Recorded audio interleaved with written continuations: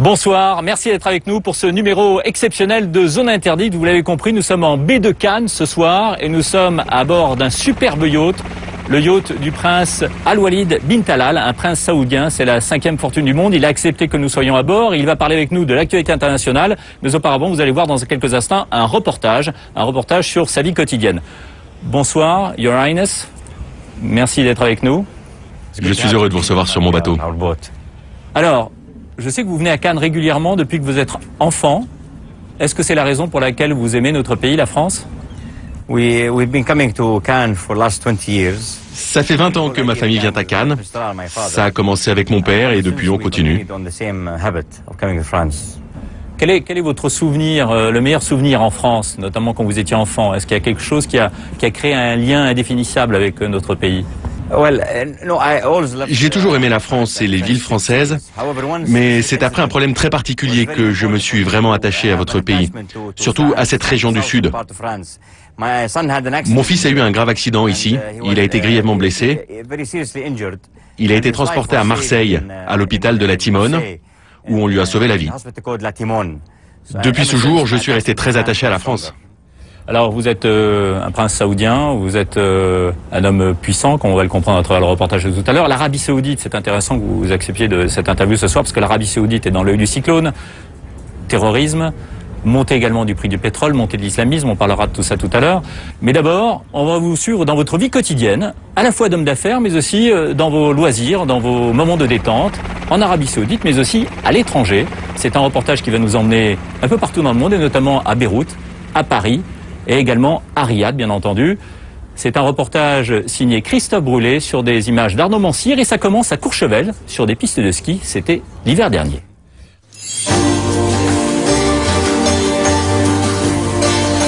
Le 22 janvier dernier, sur les pistes de Courchevel, notre première rencontre avec le prince Al-Walid. Le milliardaire saoudien est en vacances en France pour une semaine. Sur les pistes, un skieur comme les autres. Vous êtes sûr que je dois mettre le masque? Hein? Ouais, vu qu'on monte, vous aurez besoin du masque, mais là maintenant vous êtes bien. Seule la présence d'un moniteur de ski américain et de quelques gardes du corps le distingue des autres vacanciers. Et pourtant, cet homme possède la 5e fortune du monde, 20 milliards d'euros. Nous sommes au téléphérique qui monte à la Solire, le plus haut sommet de Courchevel. La météo est mauvaise et l'accès est fermé. Mais pas pour Walid bin Talal. Le milliardaire saoudien a réservé pour lui et pour sa suite le restaurant situé au sommet de la station. Merci Votre Altesse, c'était du très bon ski aujourd'hui. Excellent. Nous arrivons au sommet. À presque 3000 mètres d'altitude, l'endroit est désert. Il est 17 h, c'est l'heure de la prière.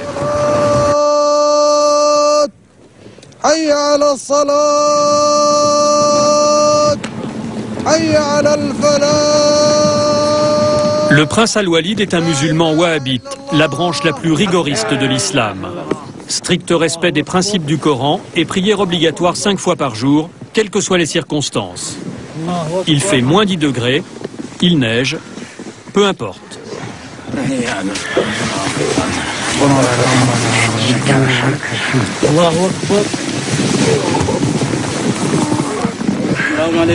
La scène peut paraître insolite, mais pour ce Saoudien, rien d'extraordinaire. Nous avons skié aujourd'hui en toute simplicité. Mon fils a skié, ma fille a skié, nos amis ont skié, que ce soit des hommes ou des femmes d'Arabie Saoudite. Et puis quand l'heure de la prière est arrivée, eh bien nous avons prié. Donc il n'y a aucune contradiction entre être un bon musulman pratiquant et puis être impliqué dans la société, avoir un bon comportement social. Le prince Al-Walid défend l'image d'un islam rigoureux, mais moderne. Et s'il en fait un combat personnel, c'est qu'il n'est pas seulement l'homme le plus riche de son pays. Il est aussi le petit-fils du fondateur de l'Arabie Saoudite, le roi Abdelaziz Al Saoud, et le neveu du roi Fahd, qui est mort cet été.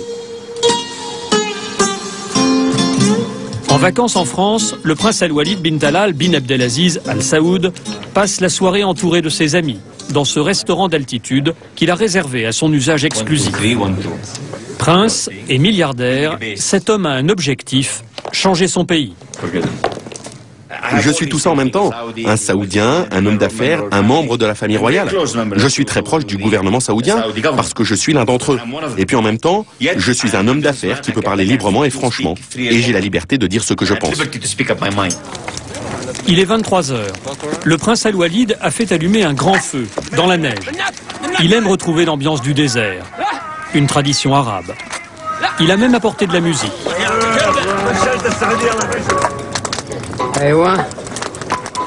Autour de lui, sa suite. De vieux bédouins qui l'accompagnent partout, quelques amis, mais aussi son valet, son coiffeur, son médecin, ses gardes du corps et un conseiller financier américain. Le prince n'hésite pas à s'afficher en présence de femmes. Ce sont des Saoudiennes, elles travaillent avec lui.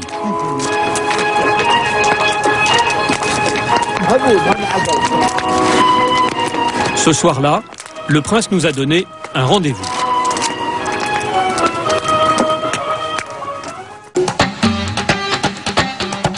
Trois semaines plus tard, nous sommes à Riyad, la capitale du royaume d'Arabie Saoudite.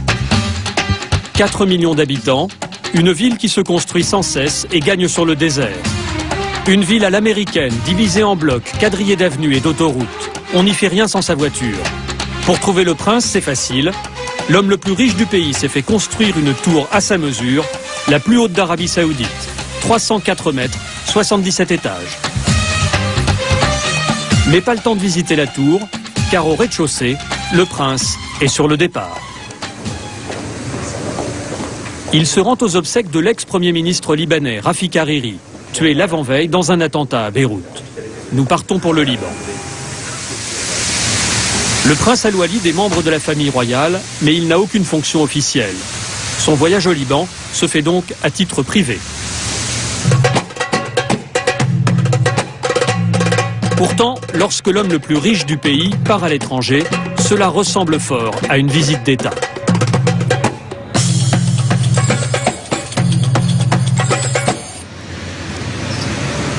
À l'écart de la zone commerciale de l'aéroport, voici l'avion du milliardaire. Ce parking est réservé à la famille royale. L'avion du prince Al-Walid est un Boeing 767. Protocole oblige, le prince est le premier à monter à bord. Il y a 2h30 de vol pour atteindre Beyrouth. Le temps de visiter. Au centre de l'avion, le prince dispose d'un petit bureau. Et voici sa chambre. Le dessus de lit est en vison. Mais le prince n'y dort jamais. Bien sûr, il y a une salle de bain.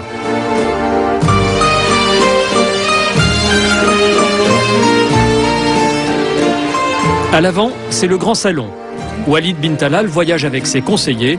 Ce jour-là, son médecin privé et un avocat. Les hôtesses sont saoudiennes, anglaises, polonaises, et le prince souhaite qu'elles soient habillées à l'occidentale.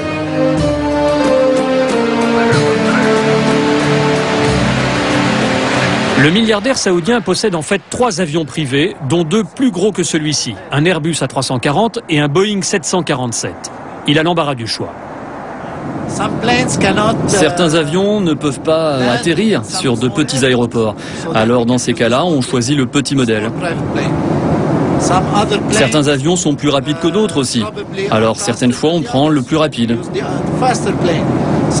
Et puis il y a des avions qui prennent plus de passagers que d'autres, mais qui coûtent plus cher aussi. Alors au final, on choisit selon les besoins. Même en avion, le prince Al-Walid n'oublie pas l'heure de la prière.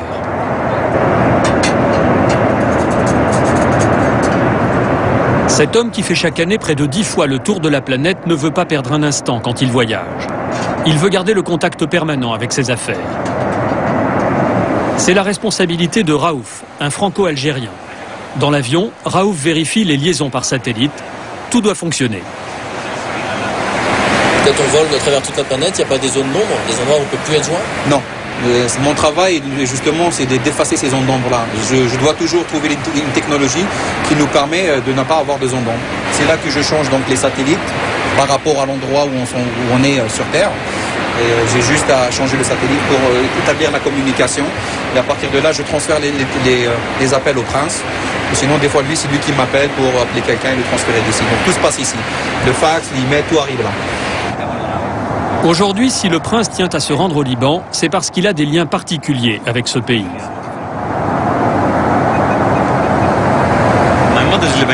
Ma mère est libanaise.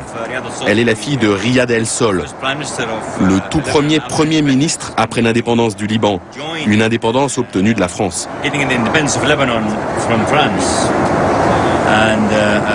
Et moi, j'ai habité au Liban, où j'étais à l'école élémentaire, chez ma mère. Si par son père, le prince est un des héritiers du fondateur de l'Arabie Saoudite, il est donc aussi par sa mère le petit-fils d'un des fondateurs du Liban moderne. Une double filiation qui fait de lui un des hommes les plus puissants du Moyen-Orient. Et pendant que l'avion du prince survole la ville, les Libanais enterrent leur ex-premier ministre.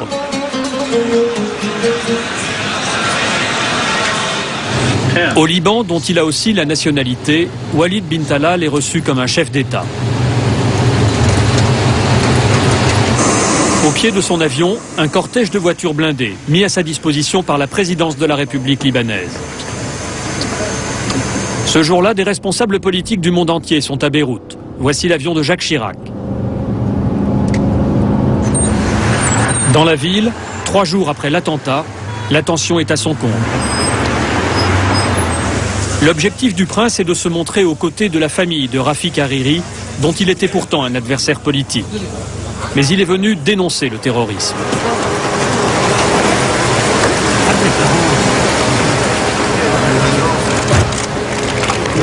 Walid bin Talal est accueilli par les fils du Premier ministre assassiné. Voici Baha, le fils aîné, celui qui doit recevoir les condoléances. Toutes mes condoléances. Je suis venu avec mon fils Khaled. Merci beaucoup. Nous allons ouvrir une nouvelle page. Sois sûr que je suis ton frère en Arabie Saoudite.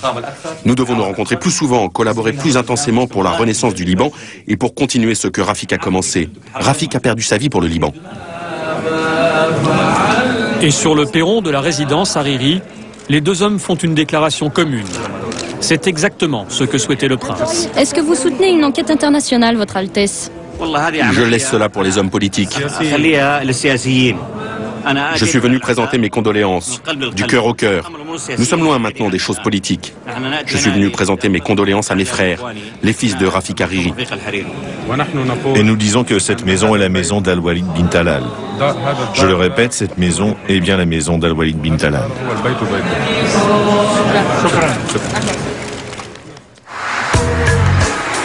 Retour à Riyad. Et cette fois-ci, nous allons pouvoir visiter la tour du prince Al-Walid.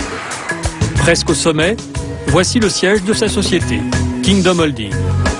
Le prince Al-Walid n'est pas un roi du pétrole, mais un financier. Sa société, fondée il y a 25 ans avec, selon lui, 15 000 $, pèse aujourd'hui près de 24 milliards de dollars. Il est 30 fois plus riche que la reine d'Angleterre. Le milliardaire est actionnaire de plusieurs dizaines de multinationales, dont les logos sont affichés sur les murs du hall d'entrée. Et à l'entendre, s'enrichir, c'est facile. Il suffit d'acheter quand une très grande marque se porte mal. Ces entreprises ont toutes connu des difficultés, parfois même des grosses difficultés, mais elles ne seront jamais fichues. Et notre travail à nous, c'est d'être à l'affût de ces sociétés. Et au bon moment, on achète. Pour moi, le secret, c'est de savoir quand acheter et à quel prix. C'est ça qui vous fait gagner beaucoup d'argent. Son plus joli coup, c'est en 1991. Le prince achète alors 600 millions de dollars d'actions de Citigroup, la plus grande banque du monde, à l'époque en pleine crise. Depuis, sa mise a été multipliée par 18. Ce milliardaire investit aussi dans l'industrie hôtelière et l'immobilier. Et il est propriétaire de 6 chaînes de télévision. Mais le prince Al-Walid n'est pas seulement un homme d'affaires. Il a aussi l'ambition de réformer la société saoudienne. Son premier combat est un combat pour les femmes. En Arabie Saoudite, les femmes ont l'obligation de porter le voile. Il leur est impossible d'étudier, de travailler, de conduire, de voyager sans l'accord de leur mari ou de leur père. Dans certains lieux publics, comme dans ce centre commercial, il existe même des séparations physiques qui empêchent hommes et femmes de se côtoyer. Toutes ces règles sont strictement contrôlées par la police religieuse. Mais dans les bureaux du prince Al-Walid, des femmes travaillent avec des hommes. Elles ne portent pas le voile et leurs tenues sont même féminines, presque sexy. Une situation à ce point révolutionnaire que certaines de ces saoudiennes ont refusé d'être filmées. Pour le prince, les contraintes qui pèsent sur les femmes saoudiennes n'ont rien à voir avec la religion. Elles sont imposées par la tradition, et la tradition, il veut la bousculer. Je suis à l'avant-garde, aux avant-postes, en offrant aux femmes des postes importants dans ma société. Car j'espère que nous serons la locomotive pour d'autres entreprises, et même pour le gouvernement, afin de permettre aux femmes de travailler. Bien sûr, dans les limites de la tradition islamique. J'insiste sur ce point, car je ne veux pas que qui que ce soit détourne mon discours et dise « Attention, il n'est pas dans les limites de l'islam ». Non, non, je suis dans les limites de l'islam. Dans ce bureau, 2 jeunes saoudiennes font du secrétariat. Chacha et Noaf sont des pionnières, les premières secrétaires saoudiennes à travailler sans foulard, dans la même pièce que des hommes. Leur situation est si exceptionnelle qu'elles n'osent pas en parler autour d'elles. Pour nous, elles font une exception. Vous savez, j'avais un peu peur quant à la réaction de certaines personnes, certains de mes proches, des gens que je connais. Mais vous m'avez dit que c'était pour la télévision française. Et j'espère que c'est vrai. Et si ça passait sur la télé saoudienne? Non, je ne pense pas. Je n'aurais jamais accepté. Je n'aurais jamais dit oui. Parce que vous savez, je pense que j'aurais eu plein de critiques de proches qui seraient allés voir mon père et ma mère pour leur dire « Pourquoi tu la laisses travailler dans cet endroit? Ce n'est pas bien. » Pour pouvoir travailler ici, ces jeunes femmes ont dû obtenir l'aval de l'homme qui leur est le plus proche. Pour Noaf, son père, et pour Shadja, son mari. Au début, il n'était pas vraiment d'accord. Mais on en a beaucoup parlé. Et il est venu ici avec moi, pour voir comment c'était. Ça lui a plu, il a été d'accord. Et c'est facile pour vous de travailler avec des hommes? Oui, c'est très facile pour moi. Je les traite comme des collègues, hommes ou femmes, ce sont tous les mêmes. C'était ma décision de saisir ou non cette opportunité, mais j'étais très contente qu'il nous ait donné cette grande chance. Je peux donner plus à ce pays et je peux prouver que je peux faire le travail d'un homme dans un environnement mixte et que cela ne m'affectera pas. Ce n'est pas rien, vous savez. Mais voilà, si l'initiative du prince plaît à ses visiteurs occidentaux, elle se limite au siège de son entreprise. Une goutte d'eau dans l'océan de conservatisme saoudien. Mais le prince veut y croire. Je peux vous assurer que tout ce que nous avons déjà fait depuis l'an dernier se répand déjà dans la société. On parle déjà du vote des femmes pour les prochaines élections municipales. On entend déjà parler de la possibilité que des femmes soient employées dans la diplomatie. On entend déjà parler du fait que des femmes puissent aussi être employées par des ministères, dans des administrations. Donc l'utopie se réalise, et l'idéal aussi. Bon, ça progresse pas très vite, mais c'est en route. Le lendemain, au même endroit. Et ce jour-là, le prince Al-Walid a un rendez-vous. Allô? Allô? Faisal, vous êtes où? Allez, dépêchez-vous. Un rendez-vous et pas avec n'importe qui. Votre Altesse, vous attendez qui là?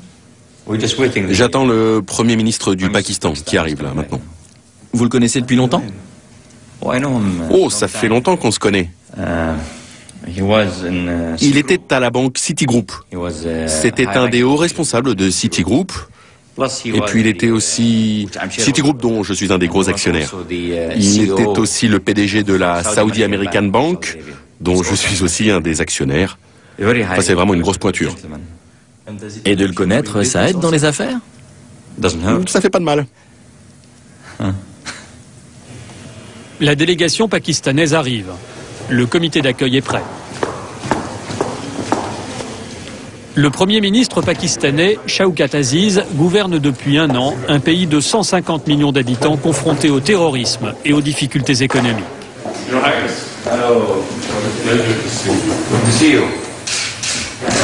Ce rendez-vous avec Walid bin Talal est crucial pour le Pakistan. Le pays a besoin d'argent. Le Premier ministre a 1 heure pour convaincre un des plus gros investisseurs du monde. Mais avant de parler affaires, on parle politique. Nous faisons le maximum pour développer une image adoucie du vrai Pakistan. Je pense que c'est une nécessité. Pas seulement pour le Pakistan, mais pour tout le monde musulman. Après le 11 septembre, si vous grattez un peu et que vous parlez aux gens, s'ils vous parlent franchement, vous verrez qu'ils ont de drôles d'idées sur l'islam et sur ce que nous pensons. Et bien sûr, le Pakistan et l'Arabie Saoudite sont les plus exposés. Oui, et je leur réponds, regardez, j'ai la même cravate. Je vais dans les mêmes restaurants, quelle différence? Ce n'est pas parce qu'une petite minorité pense différemment que tout le monde pense différemment. En Europe, c'est un peu mieux, mais pas en Amérique. Les 2 hommes sont sur la même longueur d'onde. Ils vont maintenant parler affaires. Il faut préparer le prochain voyage du prince au Pakistan. Le Premier ministre devient VRP. Nous avons pu filmer l'entretien. Le Pakistan se débrouille bien en ce moment. Oui, on s'en sort bien. On a un taux de croissance de 7% cette année. Peut-être plus. L'an prochain devrait être encore mieux. Et on vous attend.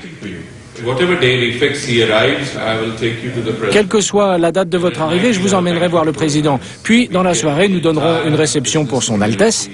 Nous pouvons avoir la totalité de la communauté d'affaires au Pakistan. L'immobilier est le principal investissement. Donc, si vous pouvez trouver un associé qui vous donne le terrain, alors vous pouvez construire. Sinon, ce n'est pas que c'est un problème, mais c'est toujours mieux de trouver un partenaire. Je lui donne toujours des bons conseils. Ça me rappelle Citigroup. Donc, avant votre arrivée, on vous fera un menu. D'accord, on en reparlera avec les intéressés et puis on verra. Mais j'aimerais me concentrer sur 1 ou 2 gros projets. La télévision pakistanaise arrive. Bon, on refait tout le rendez-vous maintenant.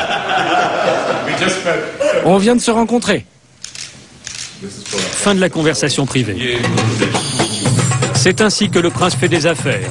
Sa puissance de feu est telle que même des chefs de gouvernement se pressent dans son bureau pour obtenir ses faveurs. Ces 10 dernières années, le prince Al-Walid a ainsi rencontré plus de 120 rois, présidents ou chefs de gouvernement. Une incroyable liste.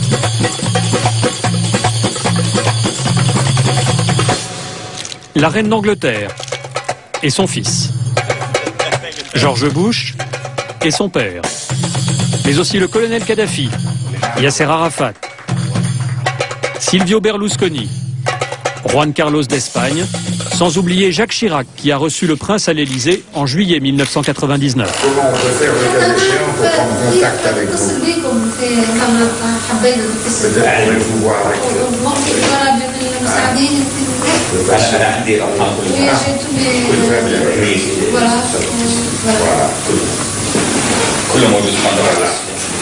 parce que j'ai une idée.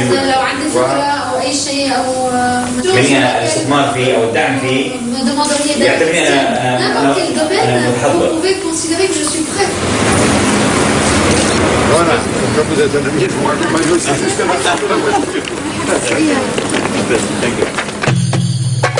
un palmarès impressionnant. Question, entre tous ces responsables politiques et lui, qui est le plus puissant? Clairement, un homme d'affaires qui travaille dans sa propre société, comme c'est mon cas, peut rester en place indéfiniment. Vous pouvez durer 20, 30, 40, 50 ans. Alors que si vous êtes au gouvernement, vous devez gagner des élections. Vous pouvez perdre, vous pouvez gagner. Donc il y a moins de chances pour une personne au gouvernement de rester longtemps en place que pour un homme d'affaires. Parce que moi, je décide pour moi-même. Personne ne décide à ma place. Je suis le PDG de cette entreprise, j'en détiens 100% des parts. C'est moi qui tiens les rênes. Donc, vous êtes plus puissant qu'un Premier ministre?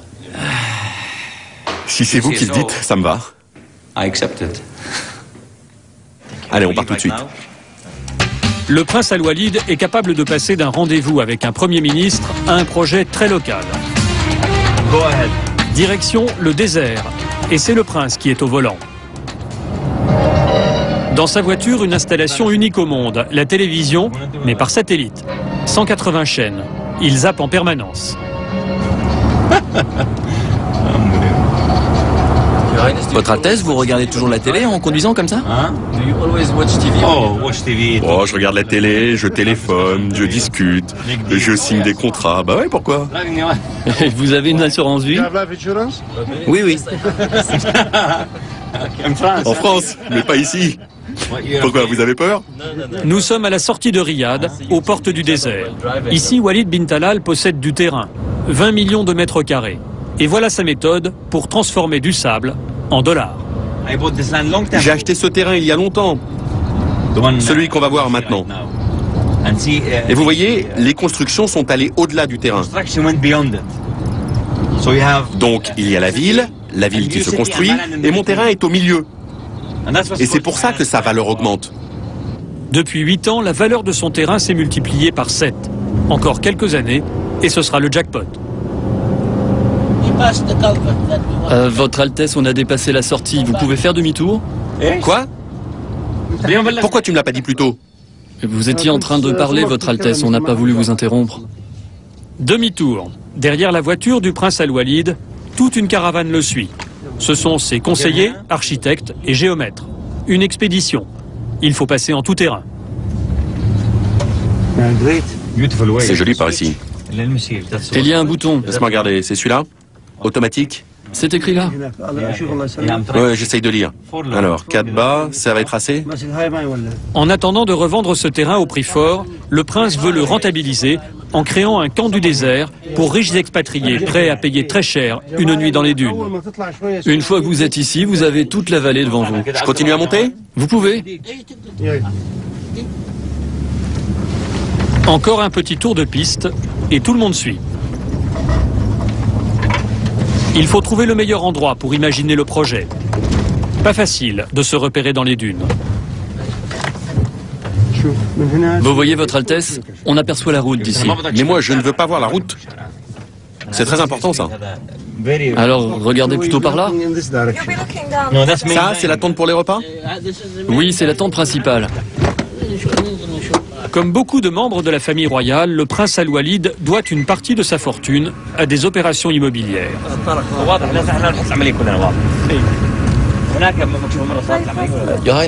Votre Altesse, est-ce que cela aide d'être membre de la famille royale pour avoir des terrains?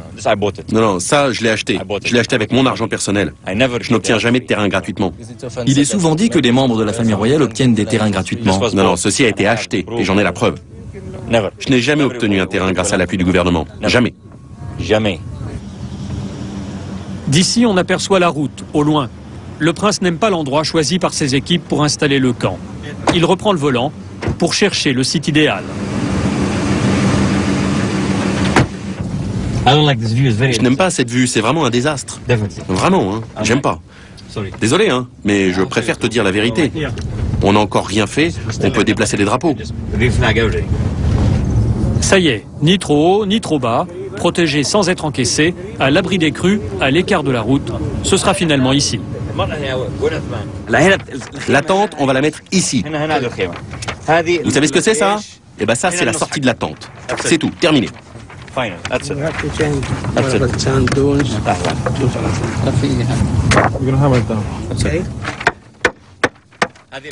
Et maintenant, le prince décide du reste. Bon, nous allons maintenant faire notre propre dessin. Nous sommes ici, et derrière nous les collines, correct? Oui, oui. Et voici l'autre colline, là. Tout ça, c'est la vallée. Et puis là, les autres collines.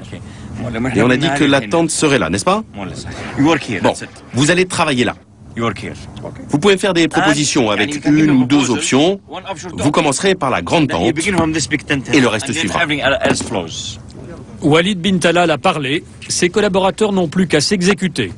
C'est ainsi qu'il fonctionne avec ses équipes. Prince peut-être, mais surtout patron. D'ici 2 mois, le camp sera installé, et en attendant d'être revendu dans quelques années, ce terrain va déjà rapporter un peu d'argent.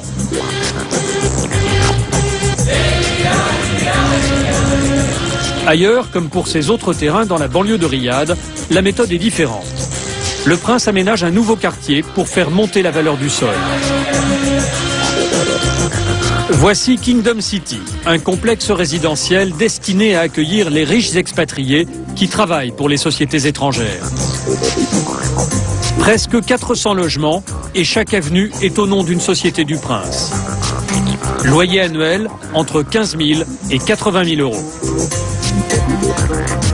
À quelques centaines de mètres, voici l'école, Kingdom School, un établissement privé dont la pédagogie est occidentale. Frais de scolarité, presque 6 000 euros par an. Filles et garçons y sont quand même séparés. Arabie Saoudite oblige. Et juste à côté, le prince a aussi fait construire cet hôpital privé dont il a choisi l'architecture. C'est plutôt celle d'un hôtel, comme pour la réception. La clientèle, c'est la grande bourgeoisie saoudienne. 300 chambres décorées avec soin et dignes d'un 4 étoiles. Et pourtant, c'est bien un hôpital qui offre toutes les spécialités et des coffres-forts dans les chambres. Tout autour, les terrains du prince se vendent comme des petits pains et se construisent. Tout le bénéfice est pour lui. Sa plus grosse opération immobilière en Arabie Saoudite est visible de loin. C'est sa tour, la fierté du prince. Regardez ça. C'est aussi beau que Brigitte Bardot il y a 20 ans, non? Ça vous fait rire? Une beauté qui rapporte. En plein centre-ville, toutes les parcelles voisines de la tour ont pris de la valeur.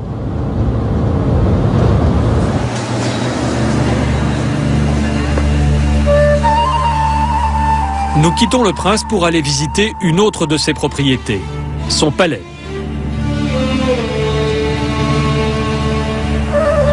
Voici les murs du palais, une enceinte carrée de 500 mètres de côté, bien protégée.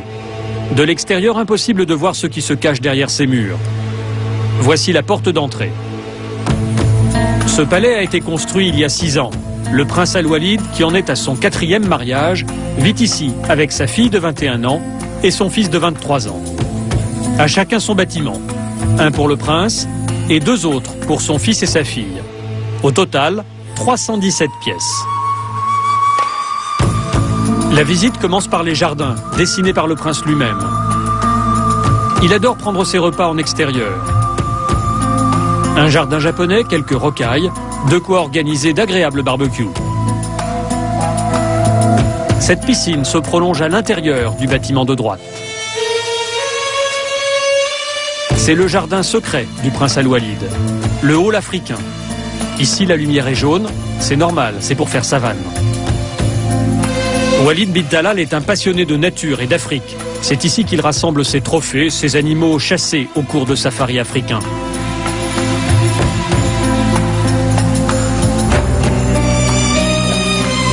La visite continue par des couloirs souterrains. Tous les bâtiments sont reliés entre eux par un réseau en sous-sol. Il y fait plus frais. Et voici le complexe sportif privé du prince. Il s'y rend tous les soirs pour nager dans cette piscine. Il peut y faire des longueurs de 30 mètres ou se lancer de son plongeoir de 5 mètres. Tout autour du bassin, des petits salons permettent de recevoir les amis et de leur montrer la maquette de la tour Kingdom, la fierté du prince. C'est un décorateur français qui a conçu cet endroit.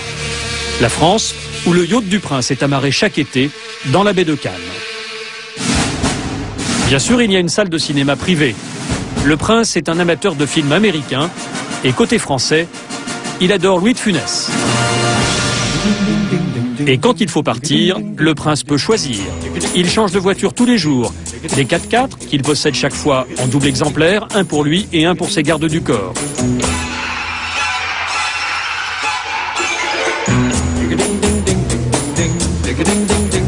Celle-ci n'est pas en double, c'est la Rolls-Royce du prince. Surprise, ces 2 petites voitures coréennes, le prince est actionnaire de cette marque. Voici la sienne, avec sa plaque personnelle. Dernière étape de la visite, l'entrée vers les salons de réception. Régulièrement, le prince invite ses hôtes de marque, des membres de la famille royale, mais aussi des chefs de tribus venus de toute l'Arabie Saoudite. Et ce qui se dit dans ces salons a de bonnes chances de remonter jusqu'aux oreilles du roi. Notre visite s'arrête là. Le prince ne nous a pas laissé filmer ses appartements privés.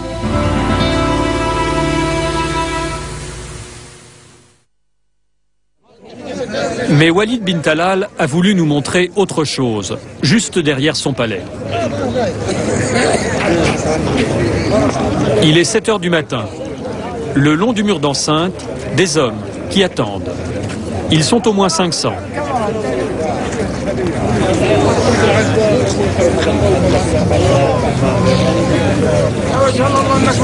Et à quelques mètres, autant de femmes. L'ambiance est assez agitée.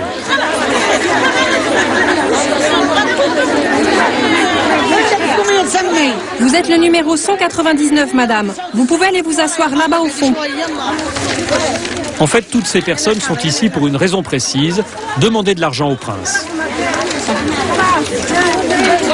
Je suis malade. Je viens demander de l'aide. Il n'y a personne pour m'aider sauf le prince. Mon mari a eu une attaque et il est hémiplégique. Et moi j'ai un cancer et je suis presque aveugle. Et je n'ai que Dieu et le prince Al-Walid. La situation n'a rien d'exceptionnel. 11 mois par an, 5 jours par semaine, de 7h à 10h du matin, une foule se présente au palais, des demandes à la main. Aujourd'hui, les femmes déposent leurs dossiers qui seront étudiés par les services du prince. Elles passent avant les hommes et malgré le désordre apparent, tout va très vite. En moins d'une heure, toutes leurs demandes seront enregistrées.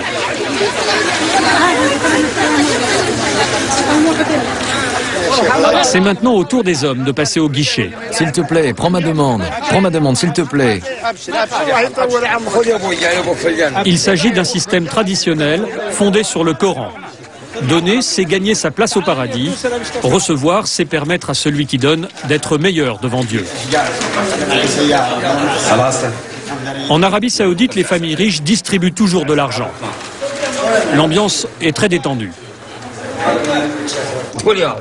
S'il te plaît, fais passer mon dossier. Reviens demain à 7 heures. S'il te plaît, fais passer mon dossier, signe-le, s'il te plaît. Ben, reviens demain. Je te laisse ça, prends ça pour que tu n'oublies pas. C'est bon, j'ai compris, ça va. Je ferai passer ton dossier.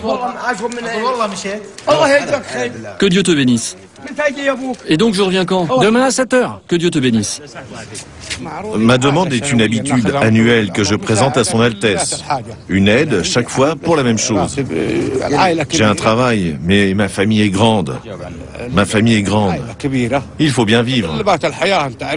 Les princes, c'est eux qui nous demandent de venir. C'est eux qui nous permettent de repartir avec quelque chose. Toute demande doit être justifiée par des dossiers médicaux, des preuves d'endettement, des pièces administratives. Selon nos estimations, au moins 100 000 personnes se présentent ici chaque année. Mais impossible de savoir quels sont les montants distribués. Et ceci pour des raisons religieuses. C'est de la charité. Chez les musulmans, c'est une pratique qui ne regarde que l'individu et son Dieu. Chez nous, on dit « ce que donne la main droite, la main gauche n'a pas à le savoir » pour éviter la vantardise. Mais les chiffres sont secrets? Je vous ai dit qu'il s'agit d'une relation entre le musulman et Dieu. Cela rend les choses secrètes. Impossible de connaître le montant des sommes distribuées. Nous interrogerons donc directement Walid bin Talal. L'occasion nous en est donnée quelques jours plus tard. 4 ou 5 fois par an, le prince Al-Walid, l'homme le plus riche d'Arabie Saoudite, se rend lui-même dans les quartiers pauvres de Riyad. Car il y a des pauvres dans ce pays. Le prince est entouré de gardes du corps. La visite du milliardaire a été préparée par son service de bienfaisance. Il est attendu.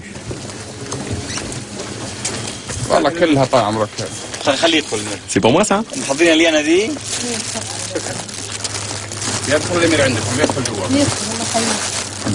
Vous saviez que je venais, hein?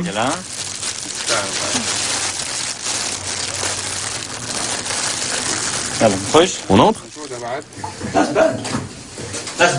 C'est terrible, c'est terrible. Et c'est ça l'Arabie Saoudite. Vous voyez, c'est un mythe que tout le monde soit riche ici. C'est pas vrai, regardez, là voilà la réalité. Combien de personnes vivent sous le seuil de pauvreté dans le pays? Oh, il y a au moins 700 000 familles. Multiplié par 2 ou 3 personnes, allez, disons 2 ou 3 millions de personnes. Et la position officielle de l'Arabie Saoudite aujourd'hui, les statistiques officielles, c'est que 2 millions de personnes vivent sous le seuil de pauvreté. Nous devons faire de notre mieux pour les aider, directement ou indirectement. Oh, je le crois pas, regardez ça. L'aide sociale existe en Arabie Saoudite, mais elle est très limitée, tout comme le système de retraite. Et dans le pays, le taux de chômage, selon des estimations officieuses, est de 30%. car en dehors du pétrole, peu d'activités économiques ont été développées. L'aide directe du prince, ce sont des distributions d'argent liquide. Et selon la tradition, il s'en charge lui-même.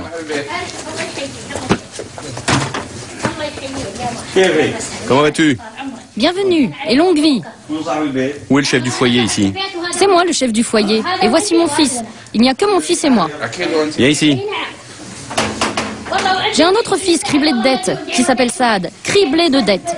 Je suis déjà venu ici.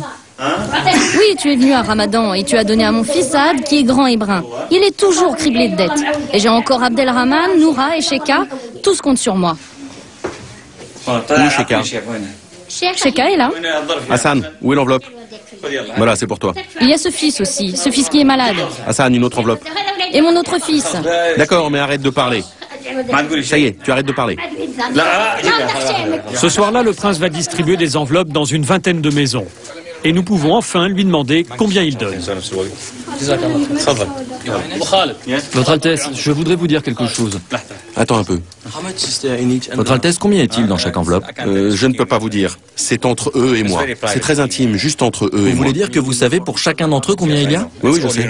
C'est pareil pour tout le monde. Et vous ne pouvez pas nous dire combien il y a? Non, je ne préfère pas. C'est vraiment quelque chose entre eux et moi, si ça vous ennuie pas. Vous comprenez? Je n'aime pas parler de ça en particulier. Oui, mais à partir du moment où vous nous montrez, la question évidemment est combien y a-t-il? C'est logique pour nous. $1000. $1000 chacun? Oui. Oui. Qu'est-ce que ça représente en termes de salaire par rapport au pays?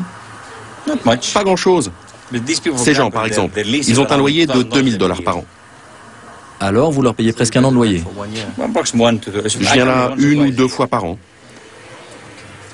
Parfois, quand il y a des cas vraiment difficiles, ils viennent au palais. On leur dit qu'ils peuvent venir. Parfois, cela varie entre $1000 et $3000. Parfois. Minimum $1000, maximum 3000. C'est l'échelle.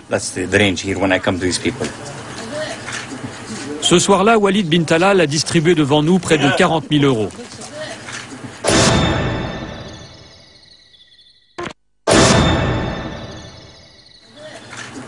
Ce soir-là, Walid bin Talal a distribué devant nous près de 40 000 euros. Mais le prince ne limite pas sa générosité à son pays. Il finance aussi des programmes de développement en Afrique. Avec plus de 100 millions d'euros distribués chaque année, selon lui, il est un des plus généreux donateurs privés de la planète. L'hiver dernier, il a par exemple donné 14 millions d'euros aux victimes du tsunami.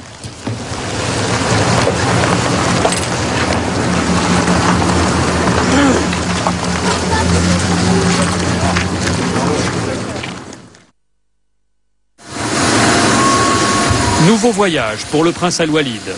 Mais cette fois-ci, nous utilisons un autre de ses avions, un Airbus A340, qu'il a racheté à l'émir du Qatar. Cet appareil sert au vol long courrier. Nous survolons la France et sommes en route vers Paris.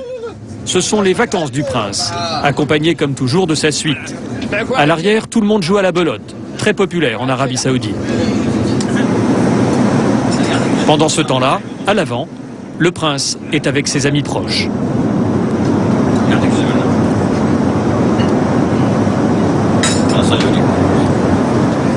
Bon, je vais prier maintenant. C'est l'heure de la prière. Pour trouver la direction de la Mecque, il suffit de jeter un œil aux écrans.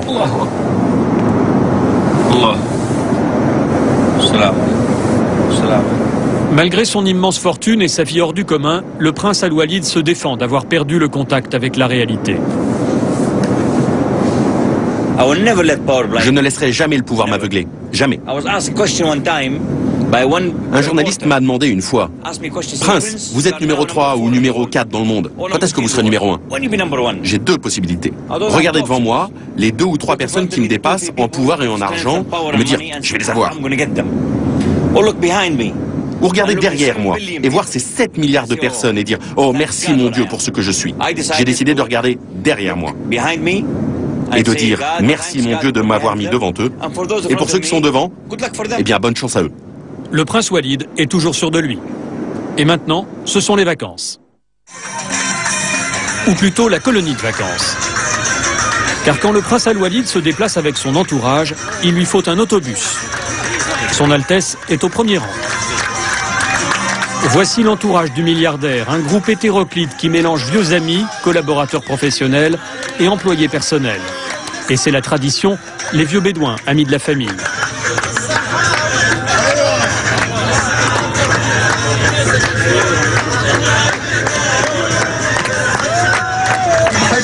Voici le médecin personnel du prince. Il est libanais, tout comme le coiffeur.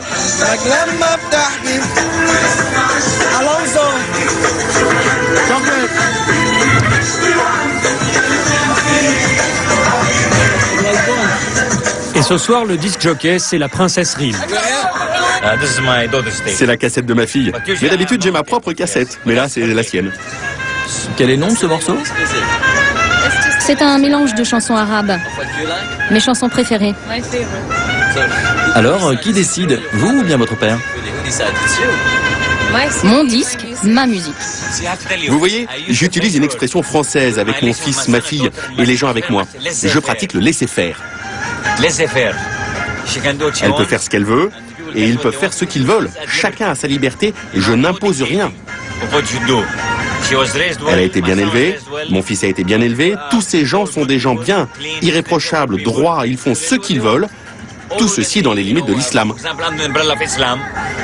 Sous certaines règles, comme par exemple, pas de cigarettes, pas d'alcool, pas de discothèque, pas de bar, rien qui ne soit pas respectueux de l'islam. Mais tout le reste, c'est bon.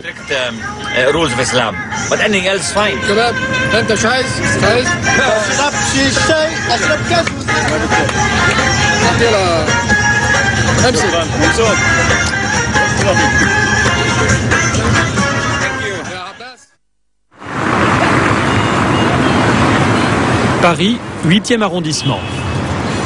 Un convoi de véhicules longe lentement le trottoir sur les Champs-Élysées.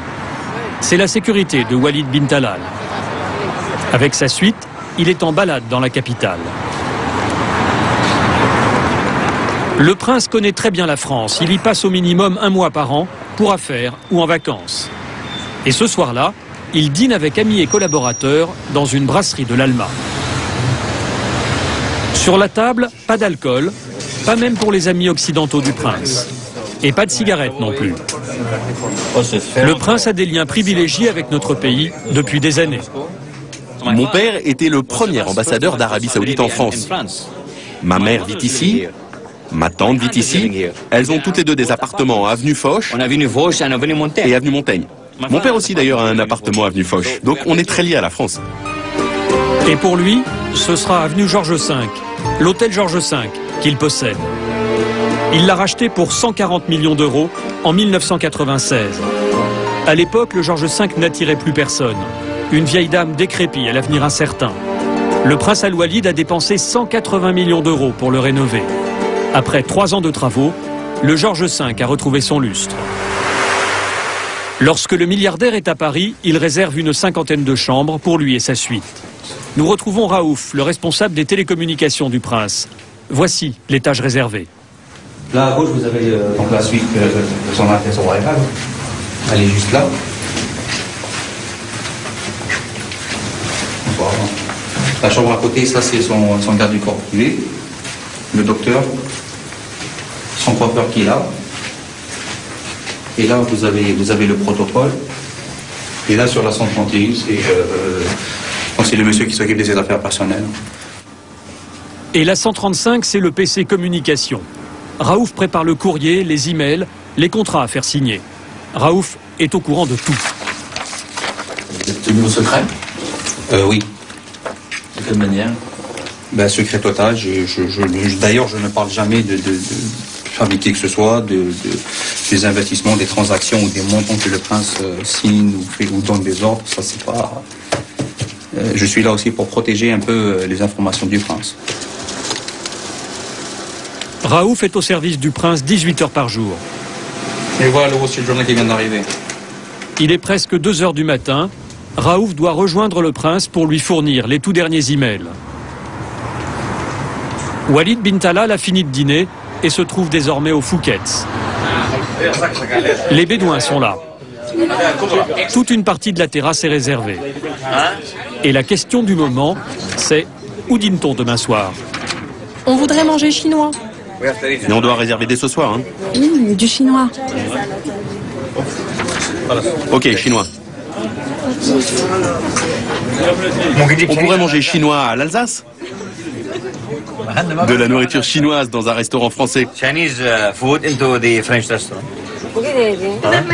Dans ce cas, on ferait peut-être mieux de manger français. Faudrait savoir. Tu veux un repas chinois ou pas? Quel est le débat, Votre Altesse? Le débat, c'est que je voudrais manger chinois demain. Mais on veut être sur les Champs-Élysées. Et il n'y a pas de restaurant chinois sur les Champs-Élysées. Donc on prévoit d'amener un repas chinois dans un restaurant français, l'Alsace, là, sur les Champs-Élysées. Vous voyez? Regardez comme il est mécontent. Regardez comme il est énervé. Chauvinisme français. Bon alors d'accord, on aura un repas français dans un restaurant français, voilà. C'est un rituel. Le milliardaire passe toujours ses soirées parisiennes sur les Champs-Élysées. L'ambiance est plus que détendue, mais pourtant, le prince est toujours sur la brèche. Coup de téléphone, lecture de dossier, signature de courrier, cela n'arrête pas. Allô? Allô? Allô? Et parfois pour de très grosses affaires. L'accord que je viens de signer à l'instant, c'est mon engagement dans l'augmentation de capital d'Euro Disney. Aujourd'hui, là, je viens de faire un instant, par hasard. Combien? Environ 25 millions d'euros, maximum. Là, maintenant? Oui, je viens de signer maintenant cet accord. Disneyland Paris. Walid bin Talal possède 10% du capital de ce parc d'attractions. Pour le moment, cela ne lui a rien rapporté, mais il n'a pas l'intention de vendre. Et puis, ça fait des places gratuites.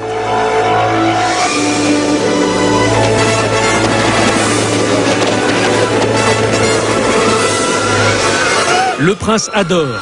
Et en affaires, la vitesse, c'est un de ses secrets.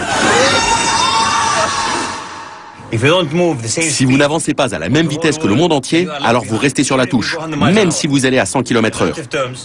En d'autres termes, si vous allez à 100 à l'heure, ce qui est très rapide, mais que quelqu'un d'autre est à 120, il va vous battre. Impossible. Vous devez être dans les starting blocks, prendre des décisions rapides, immédiates. Et espérons les bonnes décisions. Il est très tard dans la nuit, à l'hôtel Georges V. Dans le palace, tout le monde dort ou vaque aux occupations nocturnes. Mais quelques serveurs sont là, au garde à vous. Le prince leur a envoyé... Vous avez l'heure? Vous voyez, pas de monde. Mais à mon avis, il doit être 4h30. 5h moins le quart. Ben vous voyez, 5h moins le quart. Un buffet est dressé, c'est pour le prince. Seul le maître d'hôtel personnel de Walid bin Talal maîtrise les subtilités de cet emploi du temps. Là, c'est une journée qui est très très longue où il commence le matin en général vers 11h et où il se lève vers 11h et il se couche en général vers 5-6h du matin. Donc ça fait vraiment des journées très très longues. Et là, c'est le dîner. Le déjeuner, en général, c'est 20h. Voilà. Tout est prêt, et heureusement, parce que le milliardaire arrive. Ce soir, cuisine iranienne ou indienne. Le prince est végétarien et fait très attention à sa ligne. Ok, bon, je suis prêt. Qu'est-ce que vous me proposez de bon? Plusieurs sortes de soupes, de légumes, et de l'autre côté, nous avons du guébas. C'est quoi ça? Un consommé. C'est indien? Oui, bien sûr. De ce côté, c'est indien, Votre Altesse, et de l'autre, c'est iranien. C'est indien. Et là, c'est iranien. Ce sont des épinards et des pommes de terre, comme vous avez demandé. Il y a de la crème, non? Sans crème, non, c'est du riz. Comment savez-vous qu'il n'y a pas de crème? Parce que nous l'avons demandé au chef. Donnez-moi une cuillère de ça, alors. Avec plaisir, Votre Altesse. Ok. C'est bon, terminé, merci. Votre Altesse, vous ne voulez pas de soupe ce soir? Mais c'est quoi cette soupe? Vous en voulez une autre? C'est quoi celle-là? Il y a du curry, des épices. Et des lentilles. Donnez-moi une soupe de poisson. Avec plaisir. Une soupe de poisson, régime, 100%. Sinon, c'est trop risqué, je pense. Bon, ok, les autres peuvent commander maintenant. Merci, Votre Altesse. Et chaque nuit, le prince Al-Walid peut rester ainsi, à souper dans les salons du Georges V, jusqu'à l'aube.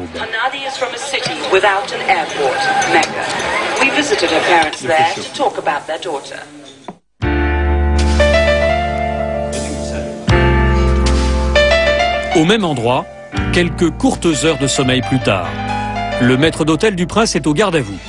Il est 14h, son Altesse commence sa journée selon un rituel précis. Tout son entourage est là. 3 chargés de protocole, 2 secrétaires, 2 gardes du corps saoudiens et un Français, un valet, sans oublier le vieux bédouin. Le coiffeur et le médecin privé ne sont pas loin non plus.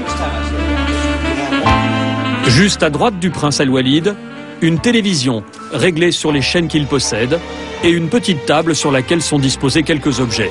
Le prince est attentif aux moindres détails. Vous avez déjà commis une erreur avec lui? Pas d'erreur vraiment. Au début, bien sûr, il y a cette partie un petit peu test où il vous pose un petit peu des questions. Vous avez intérêt à être rapide parce qu'il ne supporte pas perdre du temps. Il faut répondre du tac au tac, entre guillemets. Et donc, j'ai jamais commis d'erreur vraiment grave. Sinon, je ne serais plus à son service. Cet après-midi, Walid bin Talal doit recruter des hôtesses de l'air pour son nouvel avion, le Boeing 747. Sa chef hôtesse, Emma, a réalisé pour lui une présélection parmi les candidats. Ces jeunes femmes travaillent déjà toutes pour des compagnies aériennes. Le prince leur a offert le voyage à Paris pour qu'elles puissent venir passer un entretien.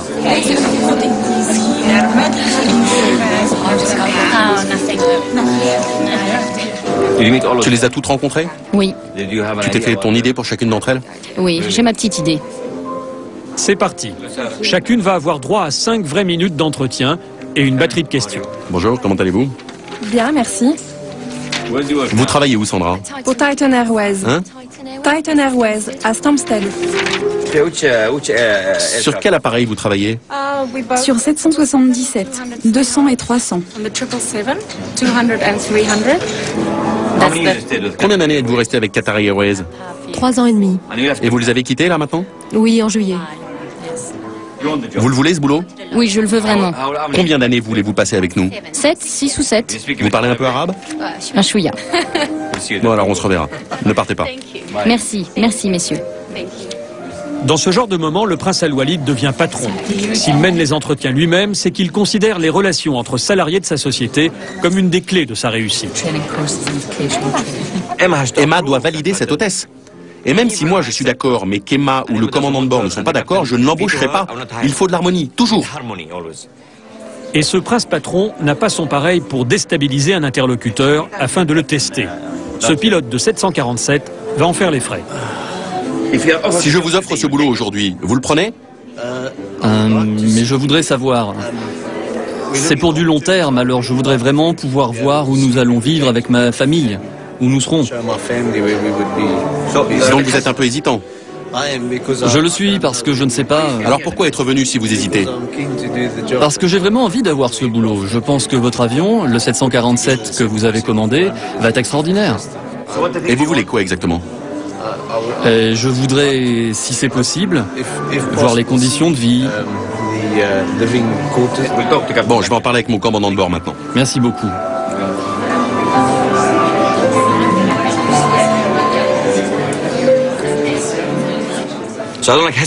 Je n'aime pas les gens hésitants. Je ne peux pas me permettre, alors que mes opérations vont si vite, sont si importantes. J'ai besoin de gens capables d'agir promptement et rapidement et qui savent où ils vont. Vous essayez de les stresser un peu, de les pousser pour voir leur réaction? Bien sûr. S'il doit craquer dans le quart d'heure, autant qu'il craque ici, et pas à 30 000 pieds d'altitude. Bien sûr. S'il doit craquer, qu'il craque au George V, ici, sur la terre ferme. Fin des rendez-vous de travail. Le prince s'est levé et comme l'exige l'étiquette, tout son entourage est debout, comme lui.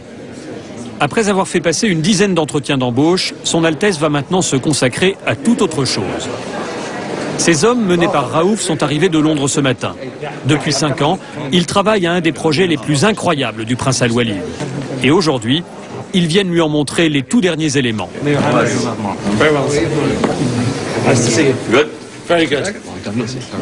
Bonjour, je peux m'asseoir à côté de vous? Où vous voulez. S'il vous plaît, venez là. Vous êtes le bienvenu. Manal, du thé. Sur ce chariot, les plans du bateau que Walid bin Talal va bientôt se faire construire. Et ce n'est pas vraiment une coque de noix. Où allons-nous l'amarrer? Oui, où est-ce que vous allez l'amarrer? Parce qu'il y a plein d'endroits pour ça. À Antibes, oui. Oui, il pourra entrer dans le port d'Antibes. Ce sera un des meilleurs bateaux du monde. Sa longueur? Quelle est sa longueur, monsieur Beckett? Sa longueur est de 171 mètres. 171. Monsieur Beckett est le responsable du bateau. Et quel sera le rang de ce bateau parmi tous les yachts privés du monde? Numéro 1. C'est l'architecte et c'est lui qui le dit. Numéro 1. Car pour le moment, le Prince ne possède que le 26e plus long bateau privé du monde, le Kingdom 5KR, qui ne mesure que 86 mètres de long. Construit en 1980, ce yacht a successivement appartenu au milliardaire saoudien Adnan Khashoggi, puis au sultan de Brunei, et enfin au millionnaire américain Donald Trump. Le prince Al-Walid a racheté le bateau en 1991 et l'a entièrement réaménagé. Mais aujourd'hui, il veut un nouveau bateau, 2 fois plus grand. Et voilà le bateau. Mais vous gardez ça secret, hein? Très moderne. Entre moderne et ultra moderne. Rien de classique, une icône. Comme la tour Kingdom que vous avez vue à Riyad. Une icône. Comme le George V, une icône. Euro Disney, une icône. Des symboles, des repères. Et toujours le même message. Un message de force, de profondeur, d'être numéro 1. Un point, c'est tout. C'est la vue vers le haut à travers l'atrium principal. Donc vous passez par le premier pont, le second, le troisième, le quatrième, le cinquième, et ça c'est un escalier de marbre blanc qui le traverse jusqu'à l'étage de votre chambre. La semaine dernière, nous avons appris la demande de son Altesse d'inclure dans le plan un foyer sur le pont. Pour faire un feu. Un grand foyer à l'extérieur. Comme ce que vous avez vu à Courchevel. Donc c'est un foyer central et le soir ce sera très agréable, tard dans la nuit, à 1h, 2h du matin, quand le feu brûlera sur le pont. À 3h. Walid bin Talal est un client exigeant et parfois imprévisible, mais son interlocuteur sait y faire. C'est une bibliothèque de 2 étages, la plus grande bibliothèque flottante. Comment ça, une bibliothèque? Vous voulez dire un grand salon? Oui, avec des livres, des objets, des choses que vous pourriez collectionner. Mais je vais pas mettre de livres ici, moi. Ah, pas de livres? Ah non, seulement rien des livres. Vous devez trouver une autre idée. Des objets, des trophées? Oui, mais pas de livres. Des trophées, oui. Des drapeaux? Je peux mettre mes médailles. Gardez cette idée, des médailles, tiens. Ah, l'ensemble sera une collection fantastique. Gardez cette idée. Faisal? Du thé? Est-ce toujours facile de travailler avec son Altesse? Ah, il est très exigeant. Mais c'est le défi. Si c'était facile, on n'irait pas aussi loin. C'est un défi d'aller aussi haut. Vous gardez le contrat, ne vous inquiétez pas. Est-ce que je peux vous demander le budget pour ce bateau? Non, vous pouvez pas. Le prix est secret, car le prince négocie encore avec les chantiers navals qui vont construire le bateau. Mais selon nos estimations, il est au minimum de 160 millions d'euros.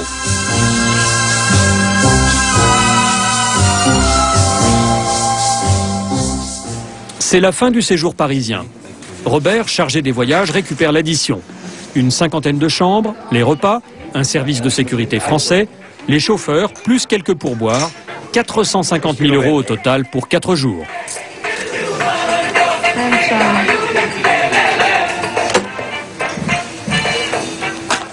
Ça aussi, ils vont le filmer? Vous vous rendez compte? Je paye pour mon propre hôtel. Car bien sûr, le prince règle la note, comme n'importe quel client. Seule différence, quand il s'en va, tout le personnel le salue, du directeur au portier.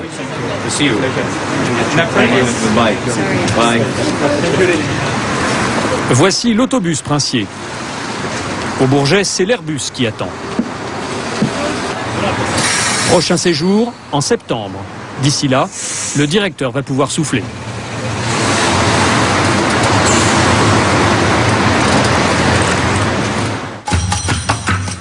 Retour à Riyad.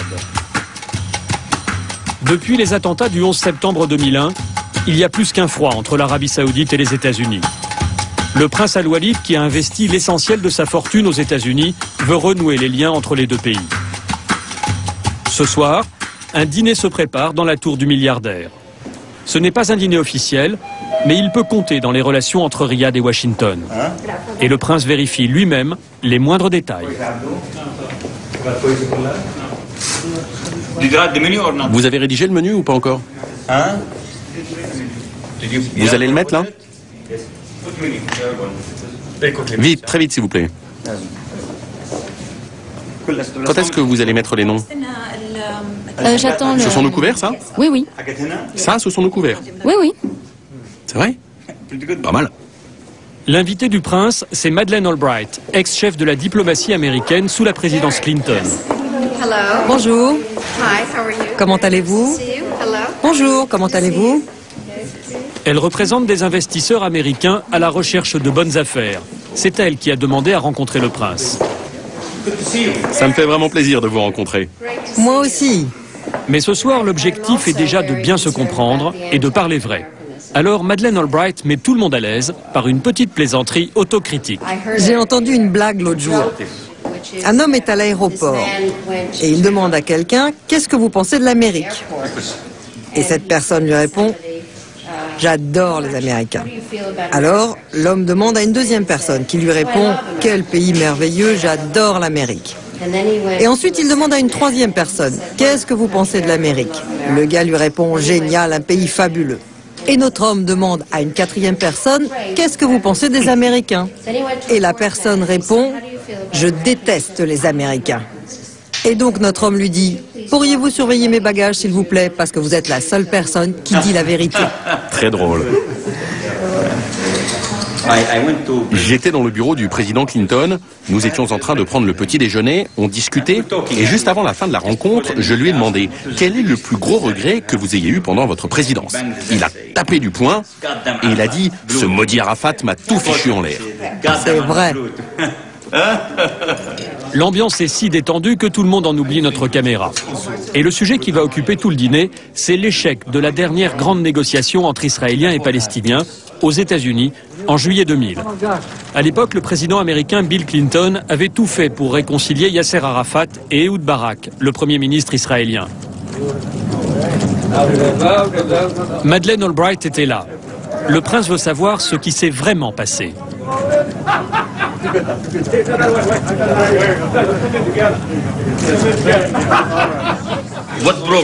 Qu'est-ce qui a cassé dans les négociations entre Barak et Arafat? Qu'est-ce qui a fait tiquer Arafat?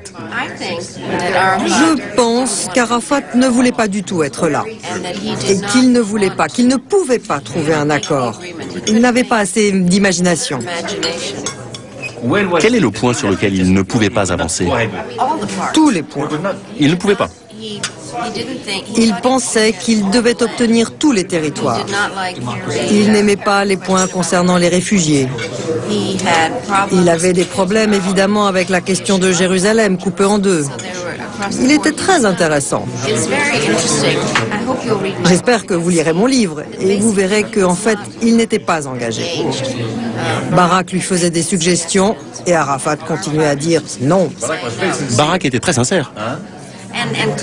Oui, et Clinton a tellement essayé que je pense qu'Arafat n'était simplement pas prêt à faire quoi que ce soit. Et vous, qu'est-ce que vous avez pensé?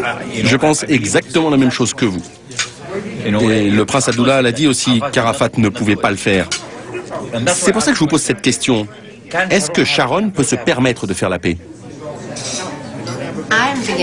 Je commence à penser, avec tout ce que j'ai entendu ces derniers jours ici, qu'il ne peut pas se permettre de ne pas obtenir la paix.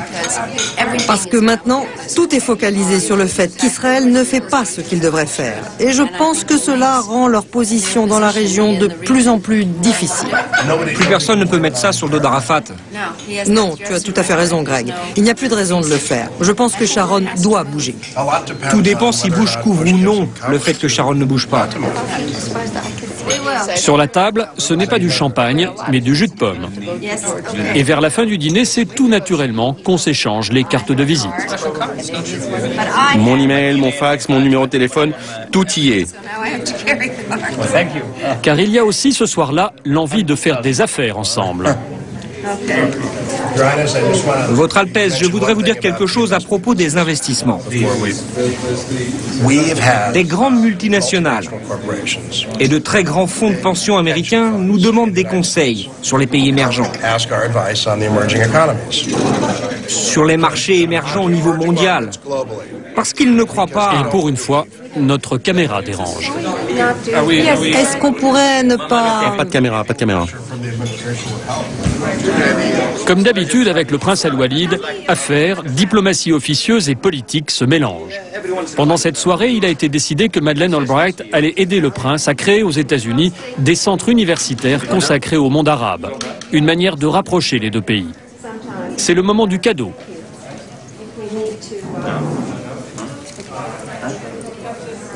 Le cadeau, c'est pour vous, Madame Albright. C'est typique de l'Arabie Saoudite. Nous appelons cela de l'encens. Il y a un autre cadeau? Oh, C'est de l'encens, ça. superbe. Question, les relations entre l'Arabie Saoudite et les États-Unis ont-elles progressé ce soir-là? Vous voulez que je vous réponde en français ou en anglais? Mais vous parlez français? Oui. C'est Madame Albright? Qu'est-ce que vous croyez? Quand on est ministre, on vient avec un agenda, avec quelque chose qu'on doit dire, on doit apprendre quelque chose. C'est un peu plus comme un danse. C'est tout dirigé. Et la chose que j'avais pas l'occasion de faire quand j'étais ministre est de vraiment parler avec des autres gens. On a des réunions gouvernement à gouvernement, pas tellement de l'occasion d'avoir de vraies conversations. Et c'était très intéressant ce soir. Quand j'étais ministre, j'ai appris aussi à ce temps-là que les businessmen peuvent faire toutes sortes de choses que le gouvernement ne peut pas faire. Alors, j'espère que ça va aider aussi. Je suis certain que vous allez entendre parler d'encore plus de choses qui se feront entre moi et Madame Albright, et je suis très fier de ça. Bonne alchimie. Thank you very much. La soirée est terminée. Madeleine Albright n'hésite pas à faire la bise au prince. On est très loin du protocole. Merci, on se reverra souvent. Souvent. Au revoir. On n'en a pas encore fini tous les deux. Mais juste avant de partir, un proche de Madeleine Albright profite de ce tout dernier instant pour solliciter le prince. Yes, of course. Goodbye. I worked with the mayor of New York on getting the 2012 New York Olympics. Yes, yes. They're very keen on getting Saudi support. I spoke with the He said to me, okay, but I think you... Send me facts. Explain everything, mommy. So I can work it systematically. All right. Much better. Okay. We do it right way. Because I do it rightly. Send me a message. I will do it methodically. Don't worry. Thank you. Shukran. Also, Thank you. Thank you very much. See you. Thank you. Vendredi matin, comme tous les Saoudiens, le prince Al-Walid se rend à la mosquée. Il est entouré d'une dizaine de gardes du corps.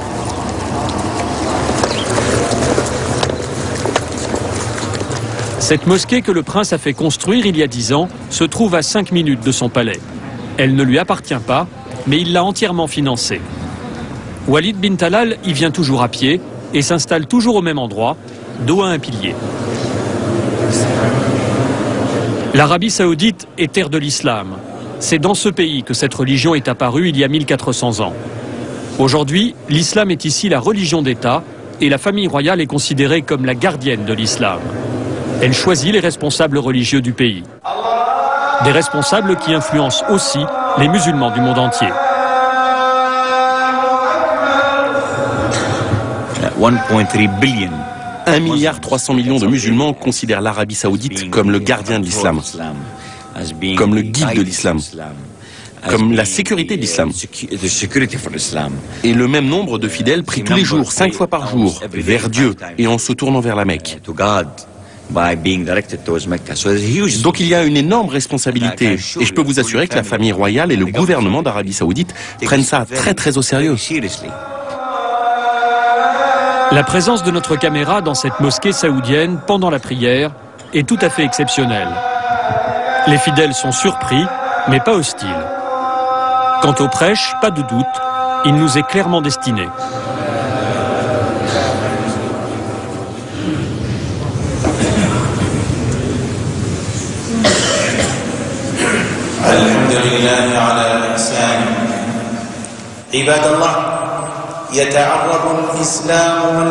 L'islam et les musulmans sont l'objet aujourd'hui d'accusations de terrorisme, de violence et d'extrémisme.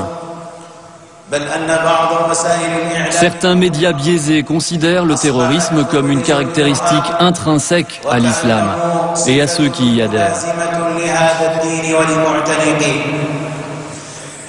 Même les apparences d'appartenance à l'islam posent des problèmes dans certains pays et dans certains milieux sociaux.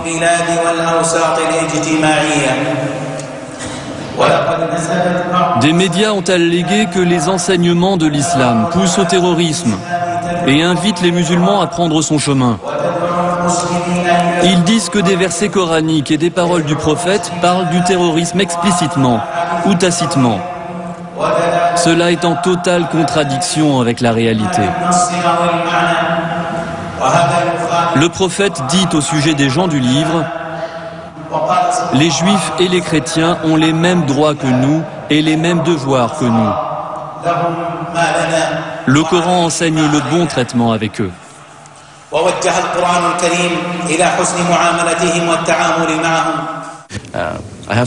Est-ce que c'était un prêche rien que pour nous? Je peux vous assurer une chose. J'ai appelé l'imam hier soir et je lui ai dit qu'il y aurait des journalistes français. Je lui ai demandé le thème de son prêche. Il m'a répondu que le thème du discours, ce serait sur les relations entre l'islam et les autres religions. Je lui ai dit merci, j'ai raccroché, donc c'est une coïncidence. Mais quand même, je vais vous dire, si cela avait été un discours différent, je lui aurais demandé de faire un prêche qui parle de l'islam et des autres religions. Je l'aurais fait. Mais je n'ai pas eu besoin de le faire parce qu'il allait le faire de toute manière. Le discours que nous avons entendu est donc la position officielle défendue par la famille royale. Et ce serait désormais celui que les Saoudiens peuvent entendre dans la majorité des mosquées du pays. Car officiellement toujours, tous les imams extrémistes ont été remplacés par des prêcheurs modérés. Mais est-ce suffisant? Est-ce que les gens ici sont d'accord avec ce qui a été dit? Je pense que la majorité est d'accord. Mais il y a une minorité ici, exactement comme il y en a dans des synagogues ou dans certaines églises qui ne sont pas d'accord avec ce que le prêtre ou le rabbin disent ici et là. À votre avis, qu'est-ce qui peut les ramener dans le droit chemin? Bonne question. Je pense que nous devons être constants, persévérants. Nous, les gens modérés, nous qui représentons le vrai islam, nous devons nous faire entendre d'une voix plus forte. Nous devons parler plus fort, de manière à ce que ces personnes comprennent et nous croient. Parce que certains d'entre eux seront convaincus et ils se diront « Attends une minute, on a tort, on retourne dans le Coran majoritaire ». Et pour faire entendre ses idées, le prince Al-Walid est en train de créer une chaîne de télévision religieuse modérée qui devrait être diffusée dans tout le Moyen-Orient d'ici un an.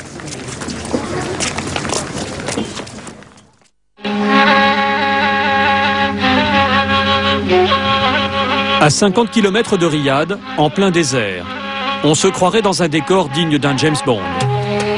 Des tentes dressées sur les dunes, des groupes électrogènes et des antennes satellites. Nous sommes dans le Desert Camp du Prince. Un camp provisoire, une sorte de camping royal, mélange de technologie et de tradition. Et justement, voici le Prince. Nous sommes mercredi soir, la veille de week-end en Arabie Saoudite. Et comme chaque mercredi, son Altesse vient passer une nuit dans le désert. 22 heures. La soirée commence par un rendez-vous traditionnel sous la tente. Un majlis, une assemblée ouverte à tous ceux qui s'y présentent. En Arabie Saoudite, petits chefs locaux ou membres de la famille royale ont le devoir de tenir ce genre de réunion. Pendant 2 heures, le prince va recevoir des visiteurs venus lui dire ou lui demander quelque chose.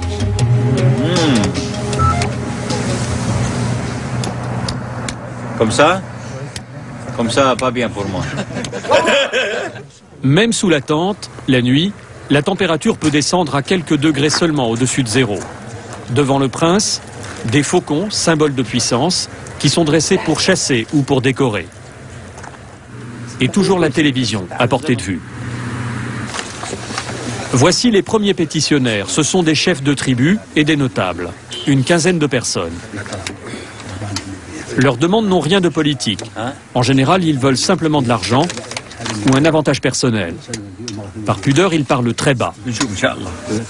Le prince donne toujours.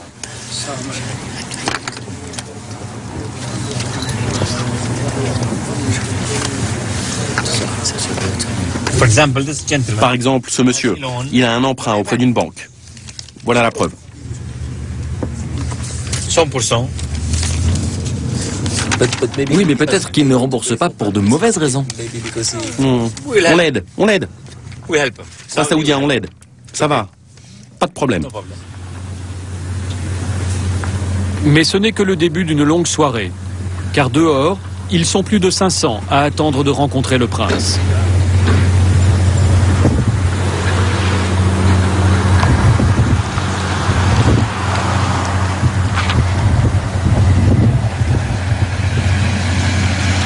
Ces hommes arrivent de tout le pays.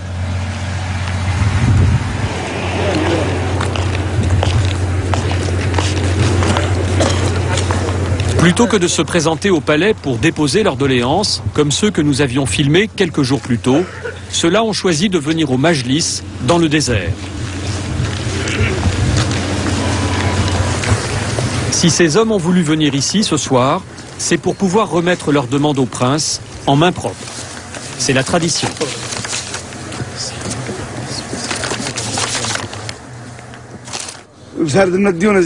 J'ai énormément de dettes et je compte sur Dieu et sur toi. Monseigneur, je dois subir une opération aux yeux et dans mon ventre. Et je ne peux compter que sur Dieu et sur toi. Je dois faire cette opération et je suis criblé de dettes. Je n'ai qu'Allah et toi. Mes racines, mes traditions, ma religion. C'est un vrai plaisir pour moi, j'adore ça. Ça me plaît. Aider les gens, être proche d'eux. Parce que la richesse vous fait parfois penser que vous êtes au-dessus des autres. Ce n'est pas bon. Il faut garder les pieds sur terre, être avec les gens. Cela vous rend plus humain. C'est très important. Ne pas perdre le contact avec les gens, avec la vraie vie, la communauté, jamais. S'asseoir à même le sol, devant un feu. Échanger avec eux, voir quels sont leurs besoins, c'est très important. Mais parfois la supplique prend une toute autre forme, celle d'un poème. Dire un poème ne permet pas de demander plus d'argent, mais c'est pour le poète une fierté.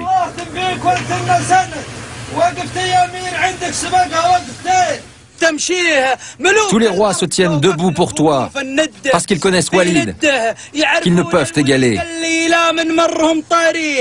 Je n'ai jamais goûté au bonheur. Et la nuit, je ne dors pas, car je porte des plaies. La mort de mon père, de ma mère, de Mouna, de Salawa et de Manal. Mon père est décédé il y a 2 semaines, monseigneur, et c'est toi maintenant, mon deuxième père. Au total, le prince Al-Walid va écouter plus de 20 poèmes à sa gloire pendant 3 quarts d'heure. Et aussi incroyable que cela puisse paraître, c'est comme ça, chaque semaine. Tous les pétitionnaires sont là. La tradition veut que chacun attende sur place la fin des poèmes pour repartir. Des majlis comme celui-ci se tiennent tous les mercredis soirs dans toute l'Arabie, mais rarement avec un tel faste.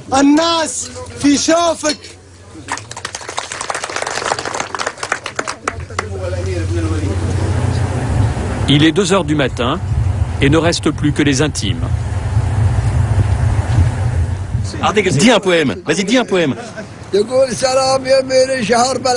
bédouin n'est pas n'importe quel poète. Il était à Courchevel et à Paris, au Georges V, avec le prince. Il l'accompagne partout, un peu comme un vieil oncle. Encore la tradition. Qu'est-ce qu'il dit, votre Altesse? Il dit qu'on y va. Les derniers pétitionnaires sont partis et Walid bin Talal rejoint une petite terrasse en plein air où ne restent que ses amis. C'est ici que le prince aime finir la nuit.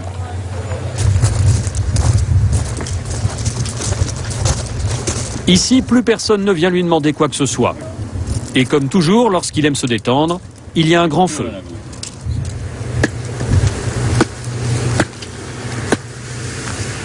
Le prince Al-Walid n'est jamais bien loin de ses affaires, et devant nous, il a conclu la vente de son Boeing 767 par SMS.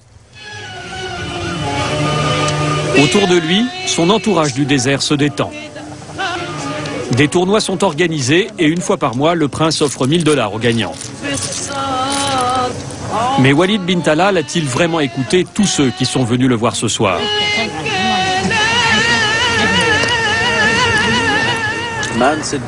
Un homme vous a dit tout à l'heure que son père est mort il y a 2 mois.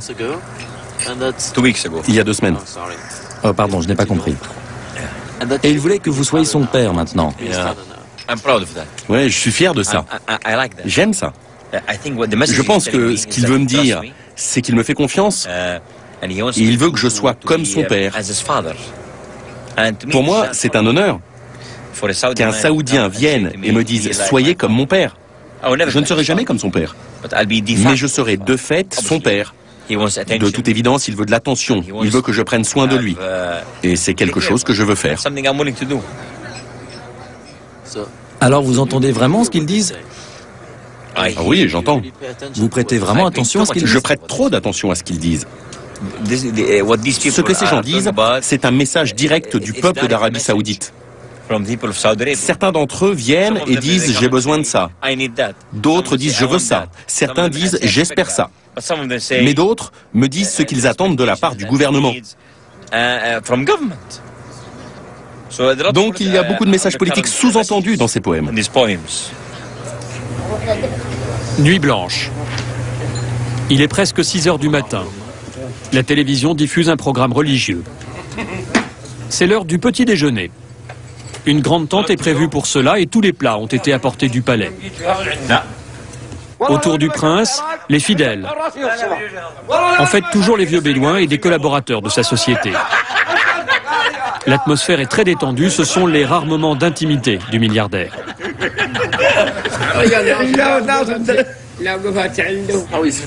Comment est-ce que l'amitié est possible pour quelqu'un dans votre position? Laissez-le poser sa question. C'est quoi l'amitié pour quelqu'un dans votre position? Comment est-ce possible? Non, non, non, non. C'est très facile d'avoir des amis. Ne soyez pas obsédés par cette histoire d'argent. Ce n'est pas parce qu'on a de l'argent qu'on n'a pas d'amis. Comme n'importe qui. Il y a un mythe dans ce monde qui dit que quand on a beaucoup d'argent, si Dieu vous a donné beaucoup d'argent, vous êtes coupé du monde, vous êtes alouf, ce qui veut dire voler très haut, sans aucun contact avec qui que ce soit. Mais là, ce sont tous mes amis. L'amitié pour moi, c'est comme l'amitié pour vous ou pour n'importe qui d'autre, et je lui accorde la même valeur que celle que vous lui accordez. Oui, mais moi je suis quand même obsédé par votre fortune, d'accord? Oui, ça j'ai compris. Quelqu'un qui est très riche pourrait craindre que les gens viennent à lui parce qu'il est riche. Comment est-ce que vous faites avec ça? Oui, bien sûr. J'ai de vrais amis, j'ai des relations d'affaires, j'ai des gens qui travaillent pour moi, et puis j'ai des gens qui viennent me voir pour d'autres raisons. Pour ma fortune, par exemple, ça je le sais. Mais ça va, dans ma tête, heureusement, j'arrive à faire la part des choses, à donner à chacun une position dans le tableau d'ensemble. Mais ça va, c'est la vie.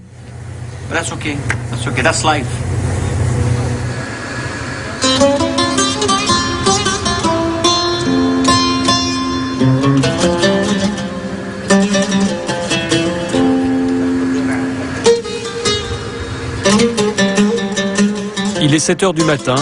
Le prince Al-Walid va maintenant se reposer. Le soleil se lève.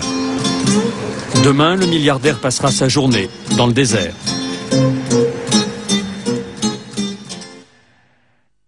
Voilà, reportage de Christophe Brûlé de la rédaction de Zone Interdite sur des images d'Arnaud Mansir, un montage d'Isabelle Laporte. Le prince Walid bin Talal a accepté de nous recevoir donc à bord de son yacht. Merci encore à votre Altesse d'avoir accepté notre invitation. Est-ce que vous vous reconnaissez dans ce reportage qui a été fait de vous, ce portrait? Oui, je crois. D'ailleurs, c'était l'intention de M6 de me filmer comme je suis, et on me reconnaît tout de suite. De toute façon, avec moi, il n'y a rien de caché, je joue carte sur table. Et vous êtes un peu un ambassadeur de l'Arabie Saoudite, mais est-ce que ce modèle que vous donnez de Saoudien moderne, résolument moderne, est-ce qu'il n'est pas en contradiction avec l'image de l'Arabie Saoudite aujourd'hui, qui apparaît comme un pays immobile, un pays très conservateur? Je suis un homme d'action. J'aime avancer, faire bouger les choses. Ces dernières années, j'ai été gâté. J'ai pu faire évoluer mes centres d'intérêt dans tous les domaines. D'abord sur le plan financier, économique et dans le monde des affaires, mais aussi sur le plan social, humanitaire et même parfois politique. Quand un homme se bat sur tous les fronts, il n'a pas le temps d'aller lentement. Il doit être très agressif. Je pense que ce que je suis en train de faire maintenant, c'est justement ce que veulent la majorité des Saoudiens, hommes ou femmes, pour leur pays. Mais aujourd'hui, la musique est interdite, la danse est interdite, l'alcool est bien évidemment interdit, ce qu'on peut comprendre d'ailleurs à la limite. Mais la police religieuse, les Moutawas, sont très puissants dans votre pays. Les femmes ne peuvent pas voyager sans l'accord de leur mari, de leur frère ou de leur père. Elles ne sont pas libres, elles ne peuvent pas conduire. Donc c'est un peu en contradiction avec l'image que vous projetez. Votre question est trop vaste. Il faut faire la différence entre les tabous de la société et les interdits religieux. Par exemple, l'alcool est strictement interdit par l'islam, donc ça ne se discute pas. Mais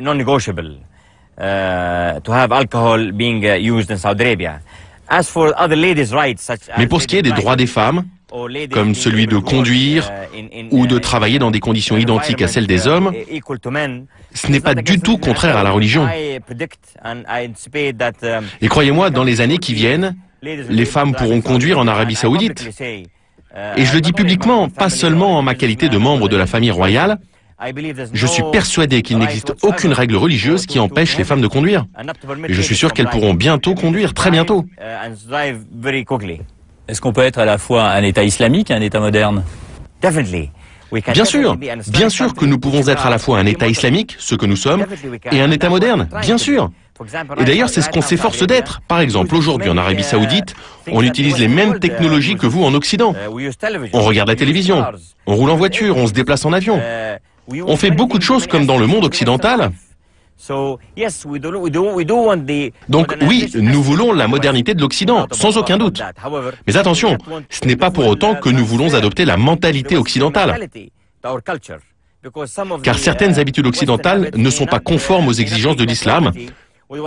Donc, oui à la modernité, mais pas forcément la modernité à l'occidentale.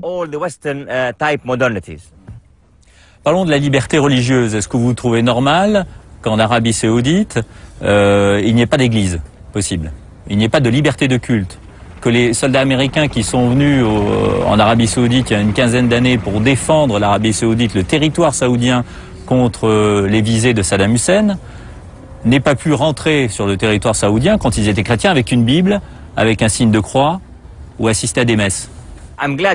Je suis content que vous me posiez cette question. L'Arabie Saoudite, c'est le Vatican du monde arabe. Et au Vatican, il n'y a pas de mosquée, et il n'y en aura jamais. En Arabie Saoudite, qui est un immense pays, 2 millions de kilomètres carrés, bien sûr, il n'y a pas d'église, mais c'est parce qu'il n'y a pas chez nous de communauté chrétienne. Pourtant, il y a des églises dans beaucoup de résidences réservées aux étrangers. Et ils pratiquent leur religion à l'intérieur de ces résidences. Donc, il est faux de dire que personne ne vit sa foi chrétienne en Arabie Saoudite. Publiquement, non. Mais en privé, oui, ils pratiquent. Est-ce que de votre point de vue, devant Dieu, un chrétien égale un musulman? Pour moi, ce ne sont pas seulement les chrétiens qui sont les égaux des musulmans, mais aussi les juifs. Ce sont les 3 religions d'un même Dieu. Tout ce que je fais en ce moment dans ma vie, c'est justement de défendre l'idée que ces 3 religions sont égales. Aucune différence entre elles. Et parmi tous mes amis, il n'y a pas que des chrétiens. Il y a des juifs, et on se voit, on discute de tous les sujets, et beaucoup d'entreprises dans lesquelles j'ai investi ont des actionnaires de religion juive. Donc je n'ai jamais fait, et je ne ferai jamais de différence entre juifs, chrétiens et musulmans. Et quand vous dites ça à vos oncles, à vos cousins de la famille princière, ça ne les choque pas, ils sont d'accord avec vous? Tous? Tout ce que je vous dis là est exactement à 100% ce que répondraient mes oncles qui gouvernent l'Arabie Saoudite. À votre Altesse, vous avez fait un don de 17 millions d'euros au musée du Louvre, c'était au début de l'été à Paris, pour développer un département des arts islamiques. Vous avez été reçu par Jacques Chirac, on regarde d'ailleurs ces images. Bonjour. Le don du prince Walid va financer une partie des travaux du nouveau département des arts de l'islam. 13 000 objets installés sur 4 000 mètres carrés dans la cour Visconti. Ouverture prévue en 2009. Alors c'est Jacques Chirac qui va l'inaugurer. Pourquoi pas? Vous lui poserez la question. Vous lui poserez la question. Voici le projet retenu, dévoilé par Jacques Chirac. Les architectes Bellini et Ricciotti ont conçu un voile de verre pour éclairer les collections. Vive le Louvre. Vive notre chef. Pourquoi avez-vous fait ce don au Louvre? Que souhaitez-vous démontrer à travers ce département des arts islamiques? C'est très important pour moi d'avoir fait ça, parce que nous devons montrer aux Occidentaux, aux chrétiens, aux Français ce qu'est l'islam. Nous devons parler de l'islam et leur montrer le vrai visage de l'islam. L'islam, ce n'est pas seulement le terrorisme, ce n'est pas ce petit groupe de gens qui ont kidnappé notre religion et sont devenus terroristes. L'islam, c'est une grande religion, très diverse, ouverte, pacifique. Nous devons transmettre notre histoire. Et nous remercions le président Chirac, les Français et le Louvre de nous avoir donné cette occasion de montrer l'islam authentique dans le plus beau musée du monde. C'est pourquoi j'ai accepté avec joie de participer. C'est moi qui remercie les Français et je ne leur demande aucun remerciement. Jacques Chirac, d'ailleurs, qui vous a élevé au rang de commandeur de l'ordre de la Légion d'honneur. Mais alors, tout ce que vous dites ne doit pas forcément plaire dans le monde musulman, à tout le monde, notamment à Ben Laden. Vous connaissez Ben Laden? Vous l'avez connu puisqu'il a été saoudien et proche de la famille royale à une époque? Non, je ne le connais pas du tout. Je suis content de ne pas le connaître et je ne veux pas le connaître. Mais ces idées se sont répandues dans la société musulmane. Et nous devons faire plus pour éradiquer ce fléau qui ronge notre communauté. What do you think of him? Qu'est-ce que vous pensez de lui? Je connais plusieurs de ses frères. Ils sont très normaux, ils sont parfaitement intégrés dans la société saoudienne. Ce sont des bons professionnels. Quant à Ben Laden lui-même, je pense que c'est un terroriste international dont les idées sont très dangereuses. Et j'espère qu'il sera capturé et qu'un jour on sera débarrassé de lui. Est-ce que vous êtes une cible pour Al-Qaïda? Est-ce que vous avez été menacé? Personnellement, je n'ai jamais reçu de menaces directes d'Al-Qaïda, mais des menaces indirectes, oui. What kind of, Les gens d'Al-Qaïda n'aiment pas mes opinions. Par exemple, je suis ouvertement pro-occidental, je défends la modernisation, et dans le même temps, je suis profondément pro-islam. Et évidemment, ça ne leur plaît pas. Parce que tout ce que je fais est anti-Ben Laden, anti-extrémiste. Pour eux, soit vous êtes islamiste, soit vous êtes un ennemi de l'islam. Moi, je leur dis non. Je suis un bon musulman. Même au sommet des pistes à Courchevel, à 3000 mètres là-haut, on peut prier, être musulman et être moderne. Et ça, c'est très dangereux pour leurs idées.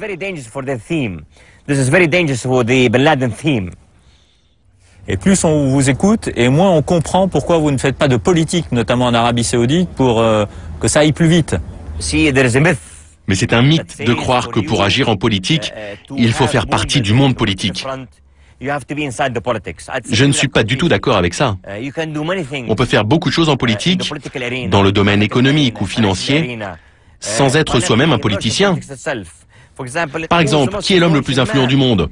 Ce n'est pas un homme politique, c'est Bill Gates. Donc vous pouvez être bien plus fort si vous n'êtes pas dans le milieu politique ou au gouvernement. Et ce que je fais en ce moment, pour les idées que j'essaye de faire avancer, les choses ne se passent pas seulement en Arabie Saoudite, mais aussi dans le monde arabe et partout sur la planète. Donc vraiment, faire partie d'un gouvernement serait un obstacle au projet que j'essaye de mener dans mon pays, dans ma région et dans le monde entier. Et si vous mouriez demain, quelle image aimeriez-vous que l'on garde de vous? Si je devais mourir demain, je voudrais que le monde se souvienne de moi comme un homme qui a fait de son mieux pour gagner sa vie honnêtement, comme n'importe qui. Un homme qui a essayé de faire triompher la paix, qui a voulu éliminer la pauvreté. Je voudrais qu'on me considère avec bienveillance, comme un homme qui a fait de son mieux en délivrant un message pour améliorer les conditions de vie de l'humanité. Mais plus important encore, après le 11 septembre, comme un homme qui a voulu combler le fossé entre Orient et Occident, chrétiens et musulmans, mais surtout entre l'Arabie Saoudite et le monde occidental. Merci Votre Altesse, merci d'avoir accordé à Zone Interdite, à Christophe Brûlé notamment, l'autorisation de vous suivre tout au long de ces semaines et de faire ce portrait de vous. Merci aussi de nous avoir reçus à bord de ce yacht en baie de Cannes. La rédaction en chef de Zone Interdite est assumée par Jean-Marie Tricot, Valérie Troisier, Marine Vogel. Merci d'avoir été avec nous. Je vous donne rendez-vous la semaine prochaine pour une nouvelle émission d'information, enquête exclusive. Ce sera lors de l'anniversaire du 11 septembre. Nous sommes partis sur les traces d'Abou Moussab Zarqawi, le lieutenant de Ben Laden en Irak. Rendez-vous donc la semaine prochaine à 22h50. Bonne soirée sur M6.